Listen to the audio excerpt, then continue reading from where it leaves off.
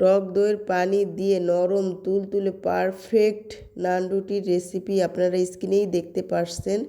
Skip না করে পুরো ভিডিও দেখে নেবেন। আসসালামু আলাইকুম এভরিওয়ান।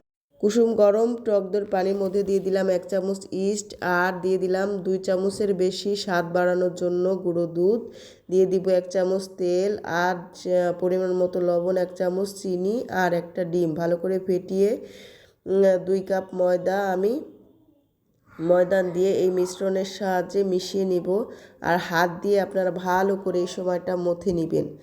আপনারা যত সুন্দর এইভাবে মথে নেবেন আপনাদের রুটিটাও সফট হবে, সুন্দর আর খেতেও ভালো লাগবে।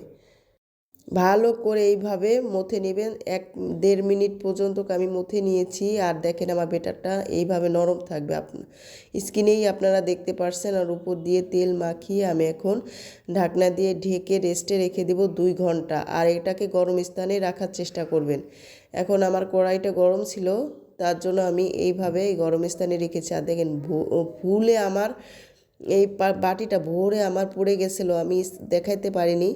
এখন 4টা লিচি কেটে আপনাদেরকে বেলুন দিয়ে বেলে একটা রুটি তৈরি করে দেখাচ্ছি। আপনারা স্ক্রিনে দেখতে পাচ্ছেন। এখন তাওয়া একটা ছেঁকে নিব আমি, আর উপর দিয়ে ঘি ব্রাশ করে দিব। ঘিটা আপনারা ঘি না থাকলে বাটার থাকলে বাটার ব্রাশ করে দিবেন। এই ঘি আর বাটার দিলে রুটির টেস্টটা দ্বিগুণ বেড়ে যাবে। এখন আর একটা দেখিয়ে দিচ্ছি আপনাদের পাতিলের উপরে। এই পাতিলের উপরে দিয়ে দিচ্ছি, দেখেন মাশাল্লাহ। এখন এর উপর দিয়েও আমি ঘি ব্রাশ করে দিব।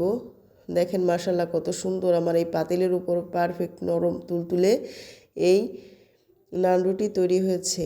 ভিডিওটা ভালো লাগলে